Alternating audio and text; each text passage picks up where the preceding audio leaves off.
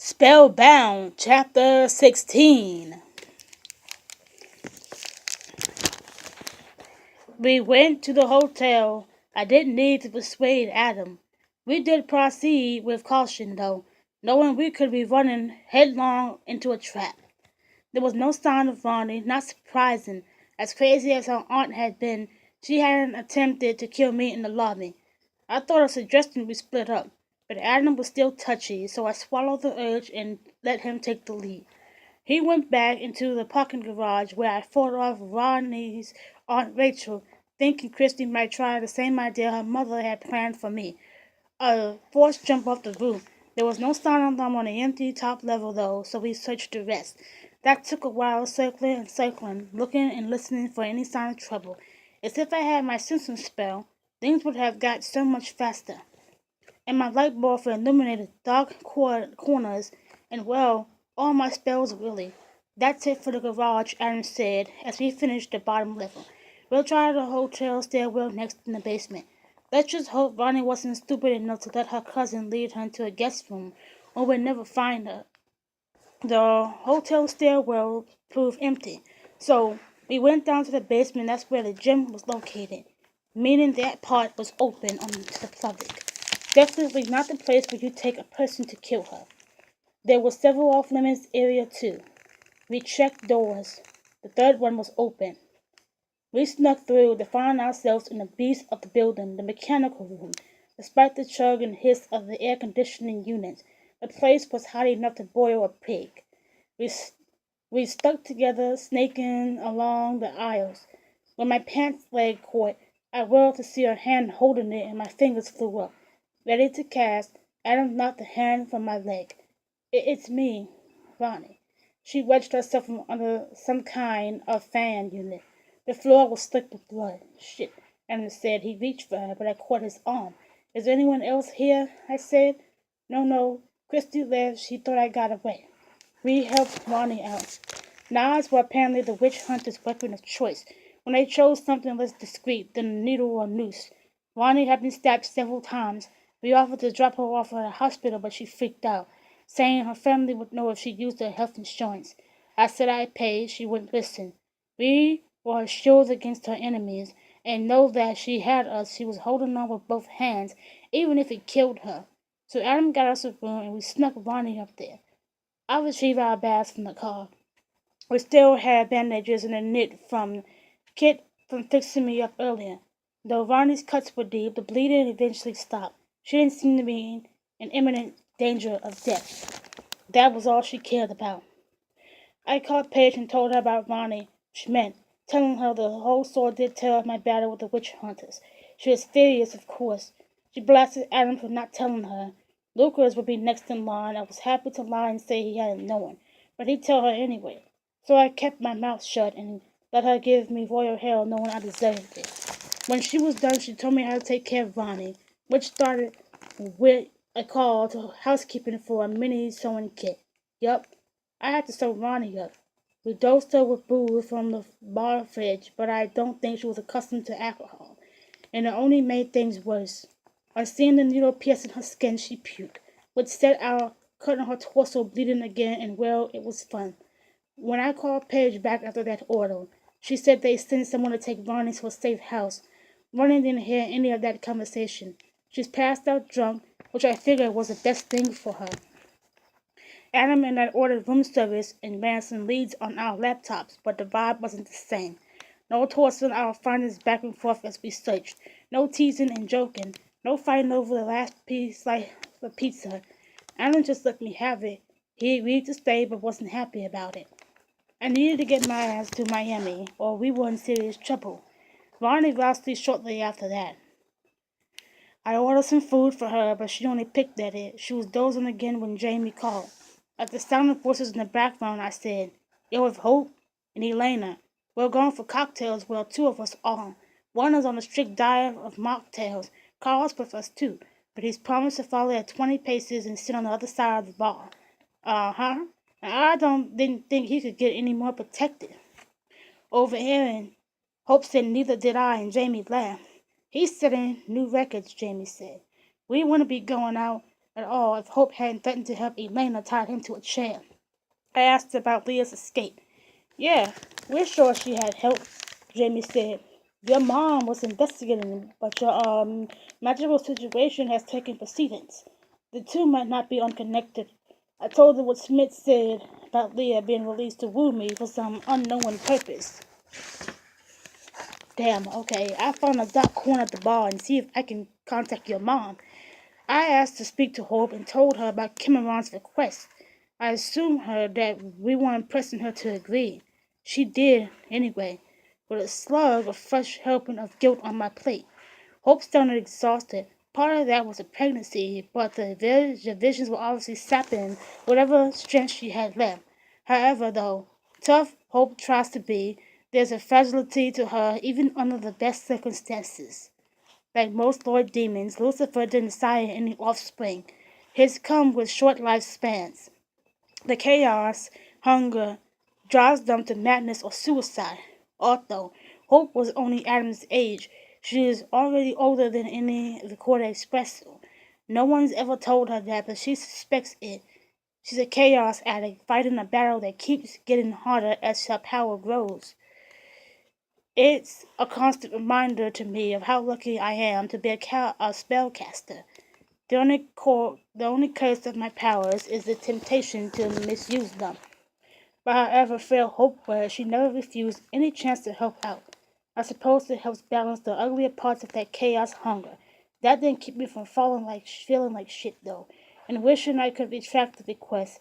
Tell Adam I'd take my lumps and Cameron for breaking the promise to ask her.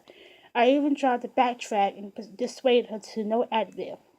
If we could use Cameron's help, she was damn well going to speak to him. Now the problem would be telling Kyle. I knew he'd take a strip out of me. With Kyle, that might be a little strip. He always thought I'm an irresponsible and reckless brat, and deep down, I'm not sure he's wrong. Right now, I was pretty sure he wasn't. I wrote that article about Jamie's show. Hope said before passing me back to Jamie, I'm not sure how much good it'll do. Now, might actually cause us some trouble. Supernatural, who know I work for the council, thinking we're trying to silence those activists. I called my editor and tried to stop it, but it went to press last night. When I hung up, I told Adam about the article. Go and run down to the gift shop and see if they carry true news, I said. Can I get you anything? Good. You want to come along? It's just downstairs. Someone should watch her. She's sleeping. We're just. I'm awake. Ronnie rose on her elbows. What's this about true news and someone named Hope? I was just saying I hope they carry. Hope Adams, she said. Is that who you were talking to on the phone? Oh my God, do you know Hope Adams? Seriously, I read I read her work. I know it's a tabloid, but her stuff is so good. And she continued on in that vein for a few minutes, alternating between fangirl gushing and trying less successfully to play it cool. Yes, we know Hope, Adam cut in finally. Witches like Savannah have to be careful about humans like her, who might latch onto some bit of truth. The best way to control them is to befriend them, so we could get a heads up on in-exposure threats. Was that who Savannah was talking to then? I heard something about getting me to a safe place. Am I going to need to say Hope Adams? Oh my God, that is so. She cleared her throat. It would be a pleasure. No. The edge in Adam's voice warned her she was trying his patience. Savannah was talking to a friend of ours who's arranging your stay in a safe house, and it has nothing to do with Hope. She's not a supernatural. That's why we befriended her, because she's not one of us. She could expose us. Oh, she slumped back onto the pillow. Adam gave me a look that warned we needed to be a lot more careful what we're saying in front of her. Even if we thought she was asleep, I nodded and went downstairs. Night posed a dilemma. Ronnie wasn't the strongest soul I met. What was to stop her from waking up and saying, screw this, then call her relatives to offer me up in return for immunity? We took shifts sleeping. When Adam had trouble waking me the second time, he didn't tickle me, didn't tease and call joy in me, didn't put ice down my back. He just let me sleep, and I knew that. By giving me that last slice of pizza, this wasn't Adam being considerate, it was Adam disengaging. When I finally get up, it wasn't Adam waking me, but a knock at the door. That be the babysitter. Adam said, rising from the desk where he'd been working. Paige said someone would be here by breakfast. Walked over, checked the peephole, and opened the door. A woman walked in. She was slender and tall, only a couple of inches shorter than me. Dark blue eyes, blonde silver hair, pulled back in a ponytail. Jeans, sneakers, t-shirt, and a warm denim jacket completed a look that was the height of fashion in a lumber camp. With her natural good looks, I'm sure she would have been very welcome there too, till one of the sex-slave lumberjacks tried laying a hand on her and lost it literally. Elena, said scrambling up. She greeted me with embrace. Elena is usually not the hugging type. Werewolves are very physically affectionate, but only within the pack. Having spent summers with them since I was 12, though I rated hugs, and when she embraced me, I wanted to hug her back as tight as I could, and sit down on the bed and spill my guts, tell her everything that happened, how I screwed up. I couldn't though, not with Ronnie like this, so just gave her a squeeze and stepped back. Am I here to squat, Monica? I said. I am. She turned to the second bed. I take it that's you. Ronnie was staring at Elena, probably wondering how someone who looked like that could possibly detect her. Hopefully she'd never find out. Ronnie, this is Elena. Elena extended her hand. It was a moment before Ronnie took it. You're on a witch, she said. Nope, but I think I can handle bodyguard duty. Elena lifted the spoon from the room service tray and bent it around her finger. Very handy in a fight, but I'm hoping we don't run into any. I'm surprised I can spare you, I said. Luke was arranged for Veronica to go to a safe house in Michigan. I'm heading home, so I offered to take her. So Elena wouldn't be in Miami? Damn, that made sense. I guess sending her back to Clay and the kids, leaving Jeremy to represent the pack. Still, I hope she'd be there. Really hope. Adam booked a flight for us. It left in 3 hours, which meant we had time for breakfast. I was thrilled about that. Time to spend with Elena before she left until I realized we had to take Ronnie along. That made it for a very long and awkward meal. Adam's mood didn't help. He was polite enough but quiet. Elena knew something was wrong, but there was no way of talking about it in front of Ronnie. After breakfast, we split up. Elena planned to do some sniffing around before they left. If Ronnie's cousin was still close by, Elena hoped to convince her that following them further really wasn't a wise idea. But Elena couldn't sniff around with Ronnie on her heels, nor could she fully devote herself to a fight while protecting her. I managed to keep my mouth shut until Adam and I were on the airport terminal looking at the departure screens. There's a flight into Orlando in a few hours, I said. We could switch to that and drive down so we can have more time to help Elena. Adam's shoulders tightened. He kept his gaze on the screen. No. I'm not stalling. I just don't think we need to rush off and leave Elena saddled with Ronnie. Elena has 2 4-year-olds. She can handle Ronnie. I stepped between him and the screen. I'm not stalling. Adam, I swear, if you book that Orlando flight, I will get on it. But there's no reason we can't wait another couple of hours if it helps Elena. A pause and a slow nod. He took out his phone. Okay, I'm going to email you the boarding pass. You fly to Miami. I'll switch to the Orlando flight. What? You're right. Elena could use help, but we both don't need to stay, especially when you don't have your spells. Not that I need to remind you of that issue, because it's the reason you'll do anything to avoid getting your ass on that plane. What the hell does my spell problem have to do with not wanting to go to Miami? Ernest noticed people were starting to stare. He turned and strode back outside and kept walking until he was past the line of taxis and drops off, never once checking to make sure I was behind him. When he found a quiet spot, he will. The only reason I haven't said anything until now is because I know if I do, you'll freak out. You'll deny it and you'll tell me all and you'll run. I set my shoulders. I'm not running, Adam. I was scared, okay? I'm dealing with it now. Like hell you are, you're still scared shitless. And I know that because I know how important your magic is to you. So I've been careful, damn careful. Thinking if I just kept prodding you in the right direction, I could steer you to Miami. That's not that's not happening. You keep putting it off, doing whatever the hell you want, treating me like a damn puppy that I'll tolerate after you. I've never treated you. I'm not following you anymore, Savannah. I'm not taking care of you anymore. Take care of me? No one needs to. I want to tell you why you're not going to Miami. And if you get pissed off and leave, I'm not coming after you. I never asked you to come after. You don't want to tell Paige and Lucas that you've lost your spell because you're afraid things will change if you're not a spellcaster. You're afraid that I'll treat you differently. You're afraid everyone will, but most of all, you're afraid they will. You lost your mother and your father, and you found another family, and you're terrified of losing them. Losing my family? I'm not 12 anymore, Adam. When it comes to them, you are. You didn't go to college because you were afraid to leave. Afraid when you came back, things would be different because they wouldn't even expect you to come back. You aren't their kid, after all. Once you got off to college, their duty was done. Paige and Lucas would never. Oh, you know they'll still be your friends, but your relationship with them might change. That's why you didn't go to college, and it's why you won't move out. You're afraid of losing your family and becoming just a friend and employee. And you're scared of losing that too. If you want a supernatural, can you still work for the agency, still hang out with the council, still help Paige with her witch students? Maybe you'll become just another human friend cut out of the center of their lives. Wow, said. You're also right. Isn't it amazing that what deep insights you can get from a single credit in psychology? And did you even pass that course? He went very still, his eyes didn't blaze fire though. They're hardening and he started to retreat behind them, closing off, pushing me out. A voice in my head screamed that I had gone too far.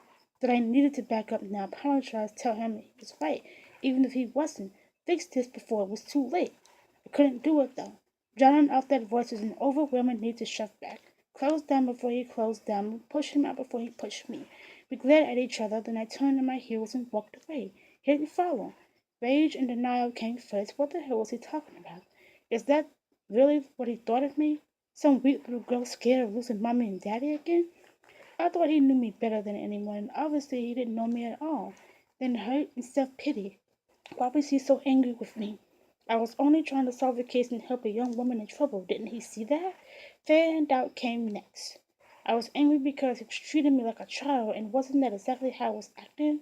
And it finally like a pile drive to the jaw of clarity. Adam was right. I wasn't ready to leave home because I liked my life exactly the way it was. Yes, I was avoiding telling everyone about my spell problem for the same reason. I was stalling in hopes that I'd find a solution or wake up and find my spells miraculously reinstated. I knew Paige and Lucas wouldn't abandon me if I had no magical powers. They wouldn't fire me either. But my place in their life would change. And my place in Adam's life would change. So why was I letting that happen already? Watching him drift away in anger and doing nothing about it? I checked my cell phone. Adam had emailed me by my boarding pass a few minutes ago. That meant he hadn't given up on me yet. Now I needed to get on that plane to go to Miami. And I made it as far as the baggage counter when my cell phone rang. People are strange. Hello? I said. Ronnie? Savannah, it was Ronnie, breathlessly with panic. Thank God I thought I remembered your number, but I got it wrong the first time. And where are you? We got ambushed. They rammed the taxi. The driver ordered us out. Your friend wouldn't go. She argued with the driver, so I took off. What? Where's Elena? Is she okay? They chased me.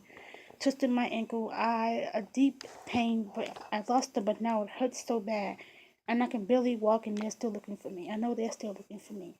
Where's Elena? I said, she hurt? I don't know. There were three of them. My cousin Chrissy, another woman, and a man. Chrissy and the woman chased me. The man stayed behind. So I'm pulling your friend from the car. He had a gun. Shit, no. Please tell me I hadn't screwed up that badly. Where did you leave her? I said. I'm at. No, Elena, she could be hurt. Where did you leave her? I don't know. I wasn't paying attention. I'm sorry. Fine. Where are you? That would get me close enough to find Elena.